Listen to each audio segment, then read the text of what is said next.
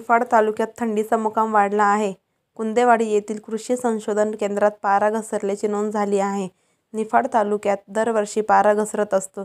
चालू हंगामात 6-7 अंशांवर पारा घसरण्याची निचांकी नोंद झाली आहे. त्यामुळे तयार होत असलेल्या द्राक्षमालाची फुगवण थांबणार आहे, तर परिपक्व द्राक्षमाला कडाक्याच्या थंडीमुळे तडे जाण्याचा धोका आहे. घसरते तापमान हे द्राक्ष बागायतदारांची चिंता वाढवत आहे. कडाक्याच्या थंडीपासून द्राक्षमालाची निगा राखण्यासाठी आवश्यकतेनुसार द्राक्ष बागायतदारांनी पहाटेच्या वेळी ठिबक सिंचनाने पाणी द्यावे.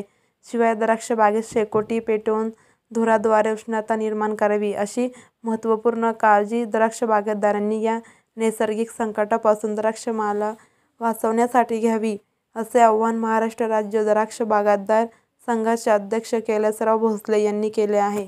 सध्या द्राक्ष बागेची परिस्थिती खूपच खालवलेली आहे. अर्ली सप्टेंबरमध्ये थोडेसे माल बरे निघाले, तर जास्त पावसामुळे त्यांची कूज होऊन गेली. पूर्ण 2-2, 3-3 ट्रॅक्टर लावून स्प्रे मारले आणि आता तेच द्राक्ष बाग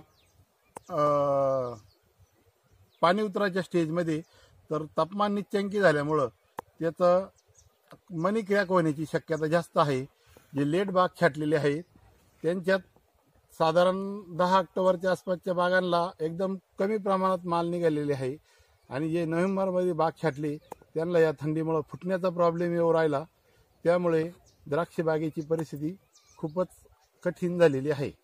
शिवाय एवढं करून 2-2, 3-3 ट्रॅक्टरनी स्प्रे मारून त्यानंतर माल कमी निघाले, गळकूच झाली, त्याच्यानंतर आता क्रॅकिंग होईल, त्याच्यानंतर आत्ता रान फुटू नाही राहिले, लेट फुटू राहिले रान.